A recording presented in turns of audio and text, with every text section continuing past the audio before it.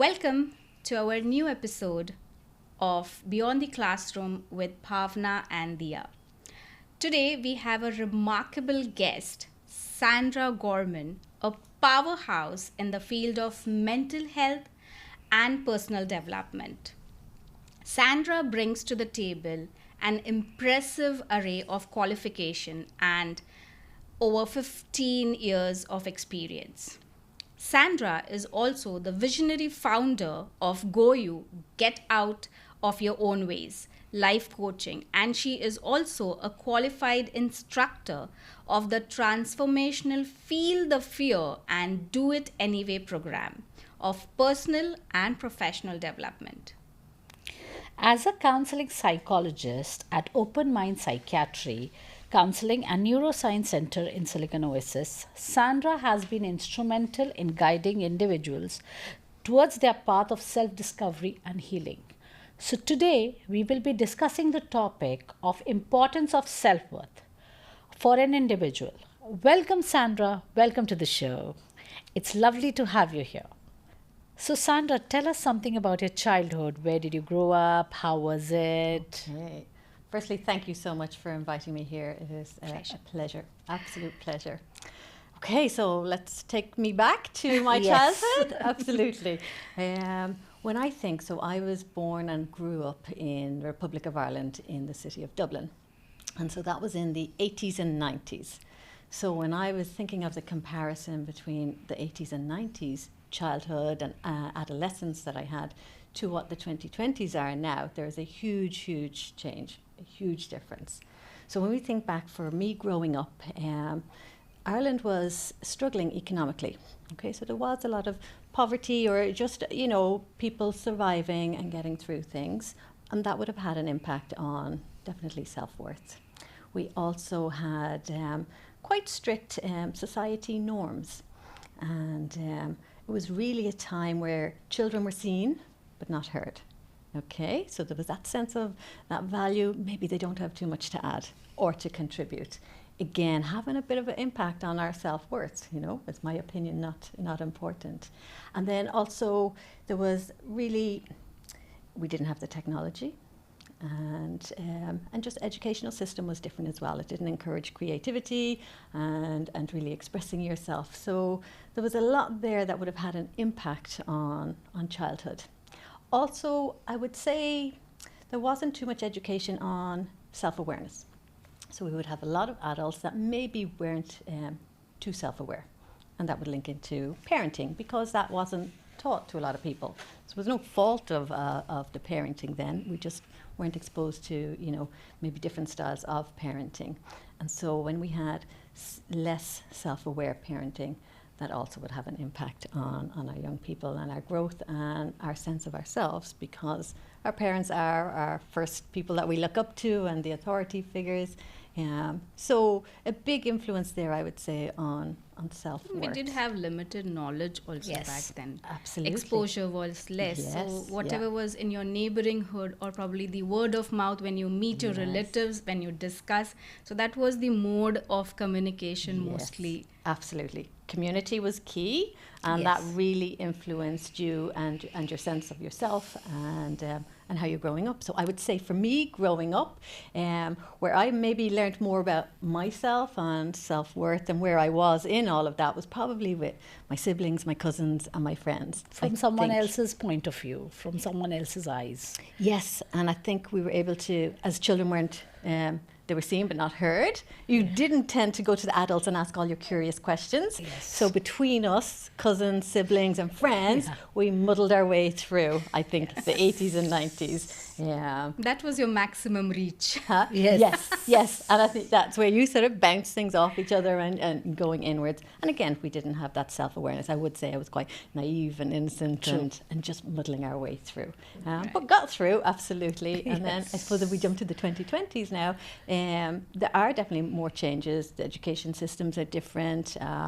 There's more economic prosperity around. But I still think life is very busy and life is very stressful. And so people maybe do not spend enough time becoming self-aware because they're on the, go, go, go, go, go, go, go. Pressure. Yes, there's all those pressures, and we can see by the rates of depression, anxiety, adults and adolescents, really reaching high levels, that yes, things have changed, and then we have technology, and then we have got the machine, the powerhouse of marketing, advertising, Yes. online and offline. All this external thing saying this is your value, or this is your self-worth. Right. You So- very rightly said that the technology is rapidly developing each day. We have so much to look upon, we have so much to grasp upon. So, what motivates you to be you? What motivates me to be me? Okay, for me, I think I try to drown out all the external noise. I really want to be my authentic self. I want to really show up as me. I've been given this gift of, being on this planet, and to really be me, not to be a second-hand version of somebody else, not for all that comparison. And it really takes a lot to drown out the external noise so I can go within. I need to see, who am I really? Because lots of us, we're not sure who we are. And it's a lifelong journey, but I want to show up being authentic, because when I show up being authentic, I feel more empowered.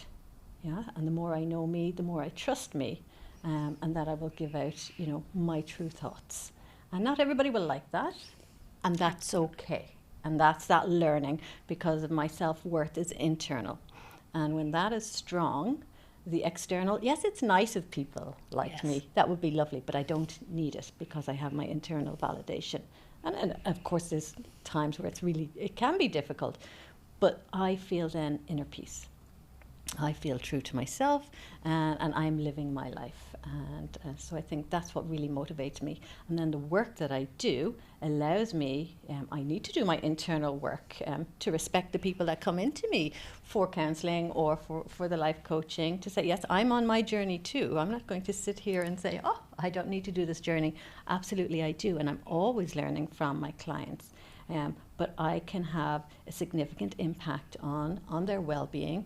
There's a lot of people with needless suffering that is going on because they don't have the space to explore themselves and go on that journey.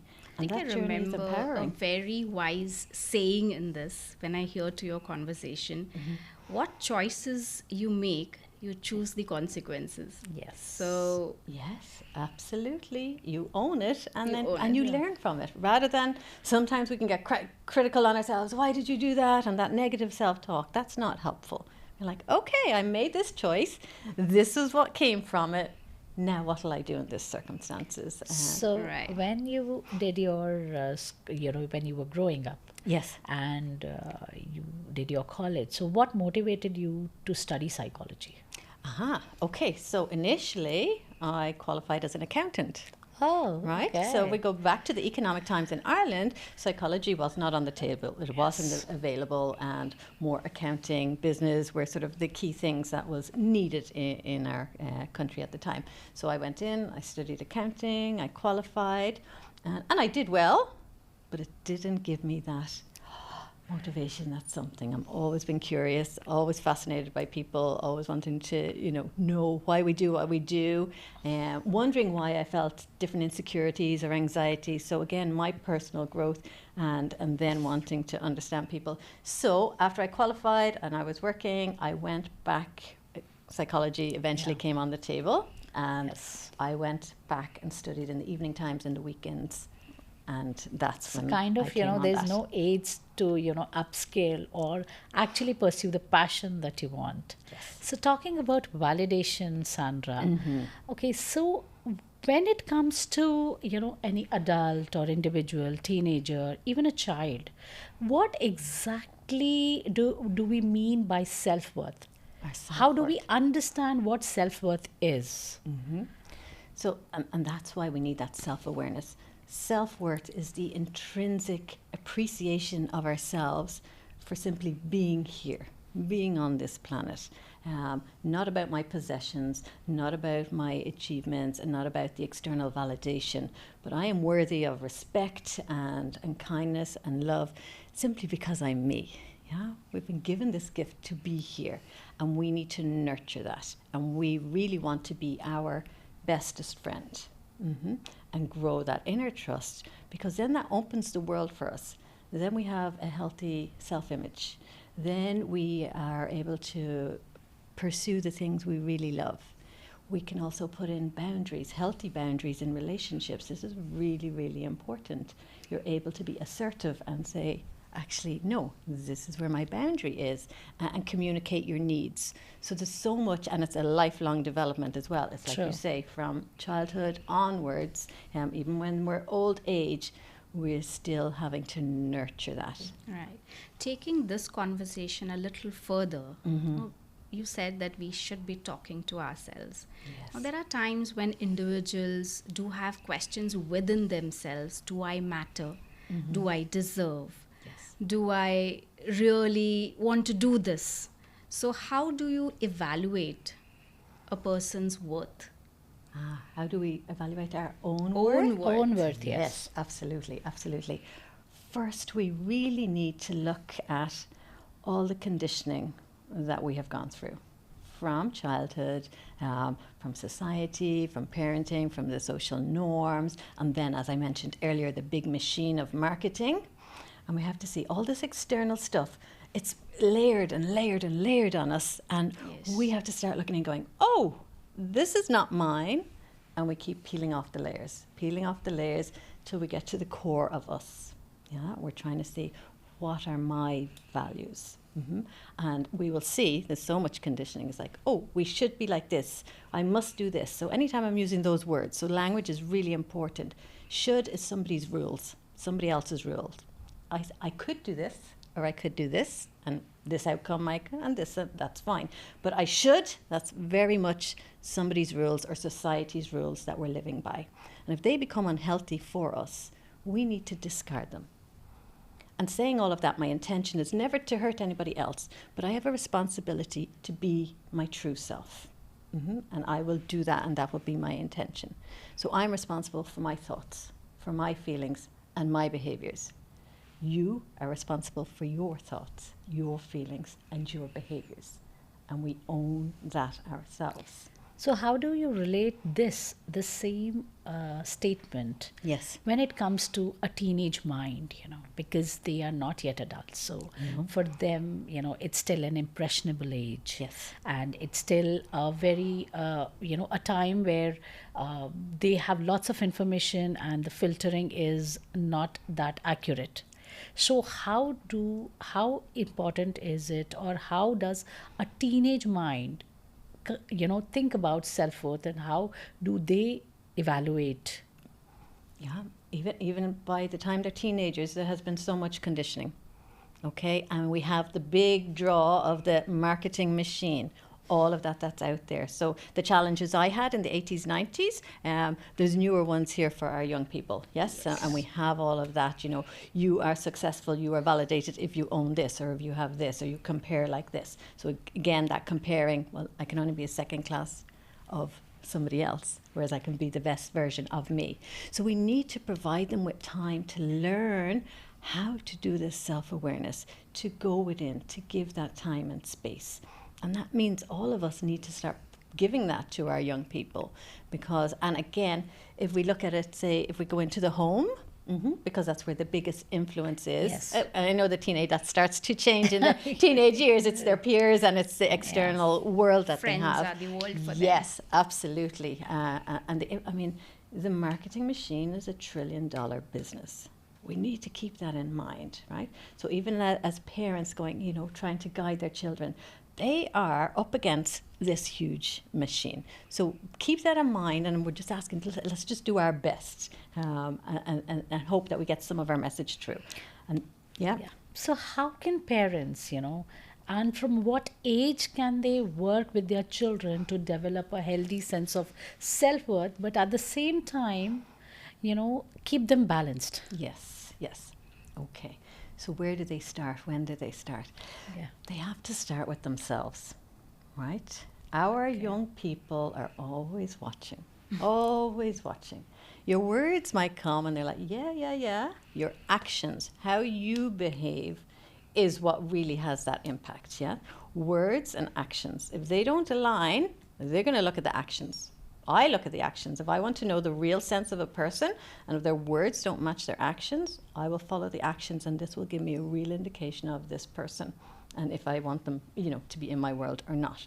So we really have to ask all the adults. We need to go on that journey of self-awareness. We need to see where we are. We need to look at our negative self-talk.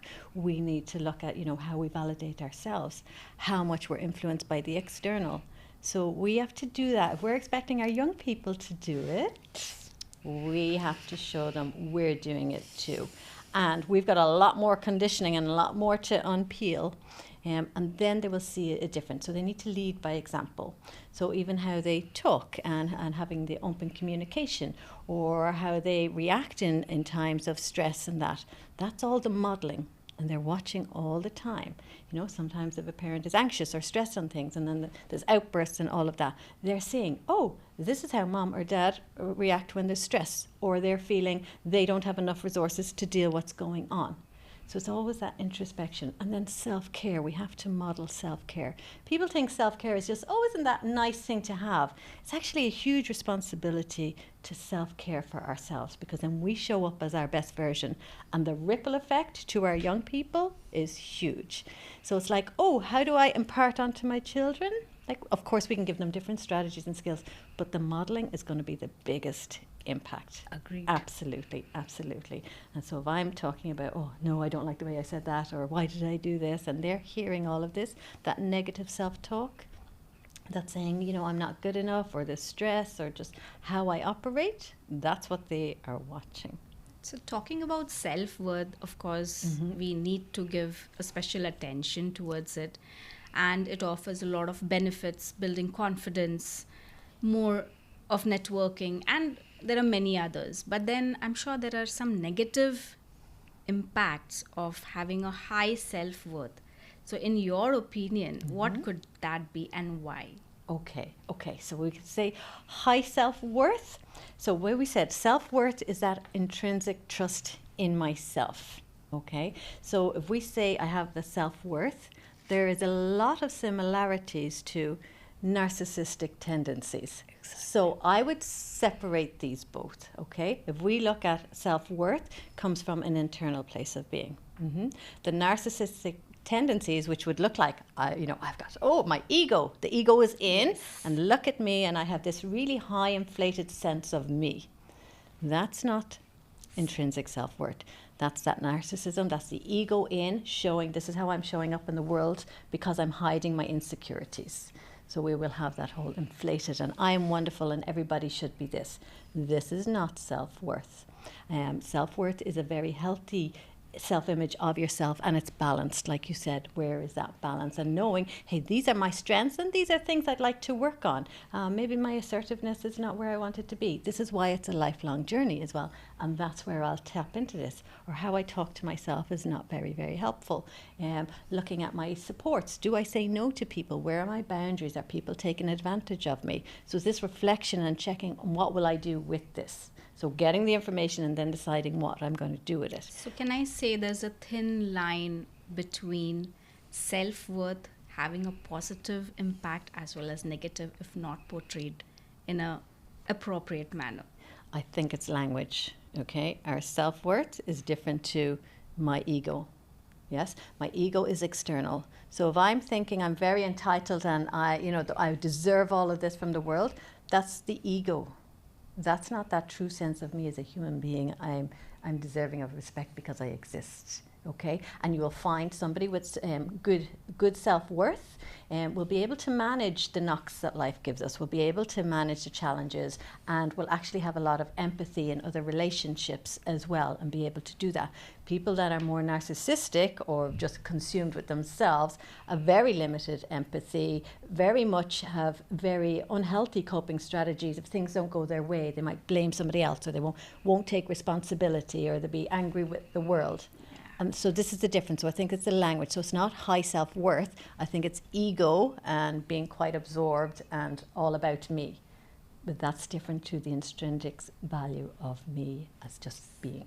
Yes. So I think it's language. And so when we notice people going into ego, that's what we need to challenge, and we need to help that person through that. And they will struggle with relationships, they'll struggle with, with achievements, or they might hurt other people.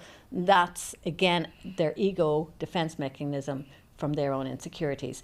But if they could go within and look at these insecurities and realize I can handle these or find new ways to manage it, then we move over to self-worth. But we need to provide the time and ability for people to go within, to build that self-awareness, to know who they are. So that's very well said, very well said. But, again, when it comes to parents and the equation that they have with teenagers, when it comes to balancing self-worth, like you said, we are models for them. Yes. So how important is the emotional regulation that the adults need to practice when it comes to, having teenagers around? Yes. Again, they need to really assess what triggers them, and any trigger is an insecurity.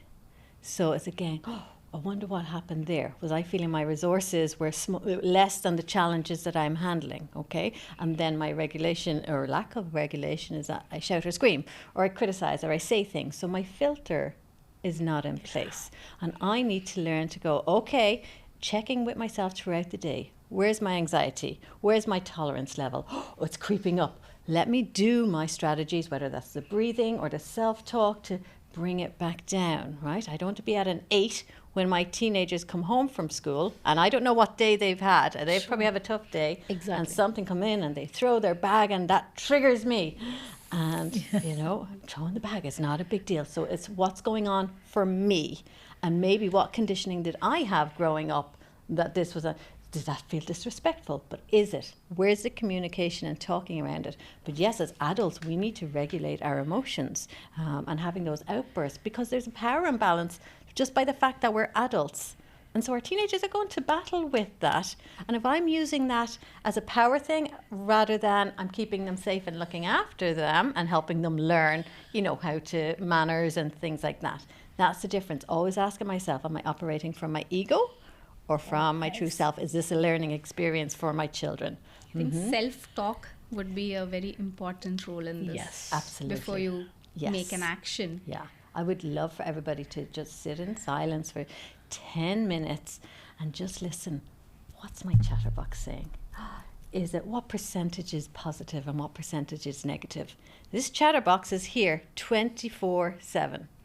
Now, can you imagine I played a record or, and on repeat.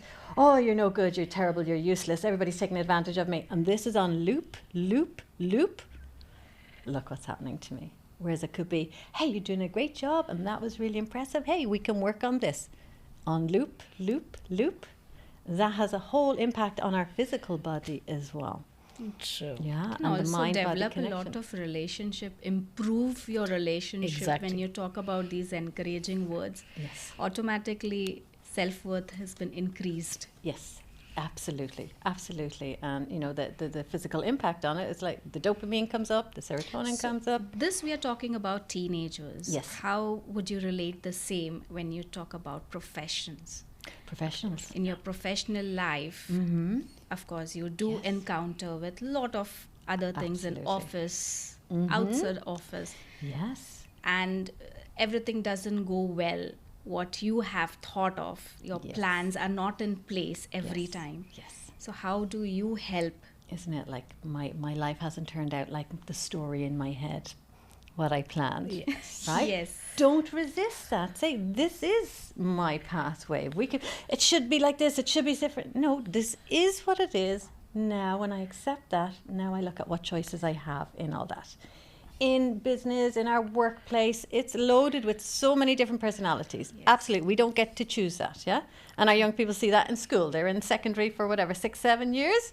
That group of people that are there are the ones they're doing that journey with.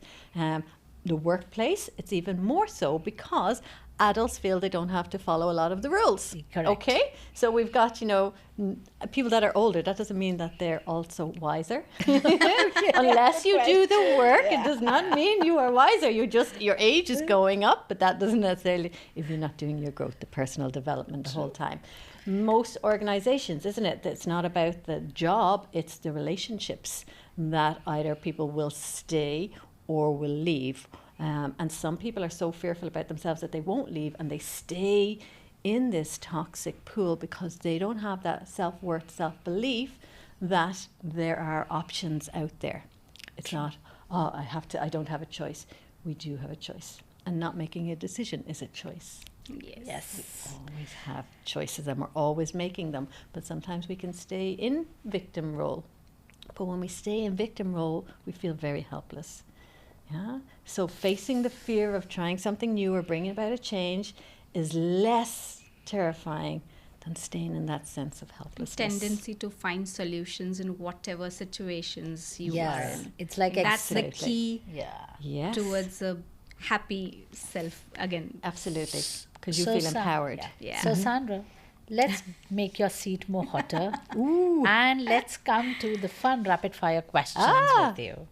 I Okay, didn't so- know there was fun. That was yeah. a surprise Check element. out my anxiety levels now. So are you ready? Okay. Okay, so your favorite subject in school? Oh, it was maths.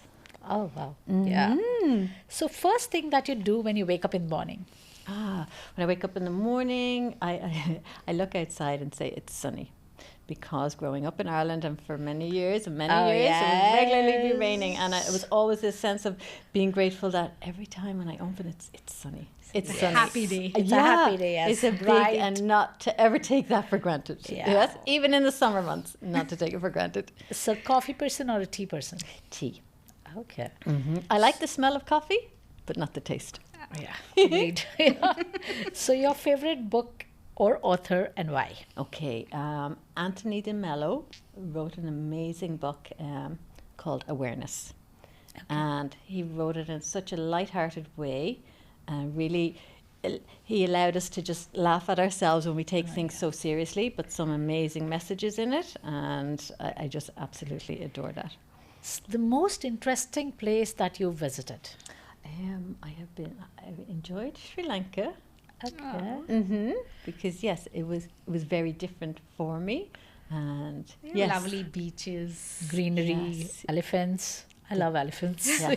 It was really very different to anything I had experienced. Yes. So best piece of advice that you've ever received?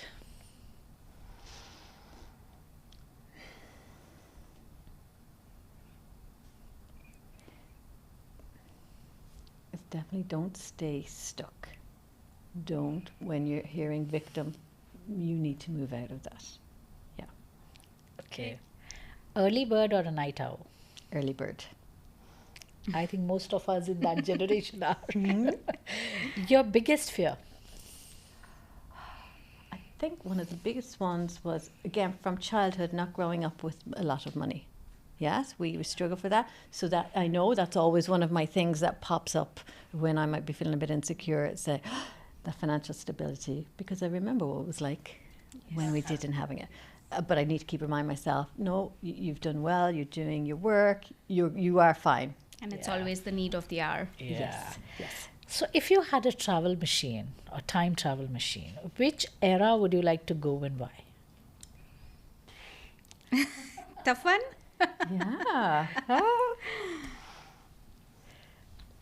Not to the 1700s? No. Okay. And one thing that pops in mind there, because I was watching a movie yesterday and I was like, oh, when did anesthesia come in, for anesthetics, because it was it was seeing where things was going on. So I think life would have been really, really hard. I don't think anywhere particular desire on going back. You're happy with the current ones. Yeah, I think this is my journey to evolve here. Yes. Sometimes I feel I should have been born in this time, looking at you that. said it. But again, 80s has some own we charm. enjoyed, Yes. We had our own ways Yes. of cherishing it for life, which probably now It's difficult. difficult. Yes. Yeah. So share one childhood memory which really takes you back and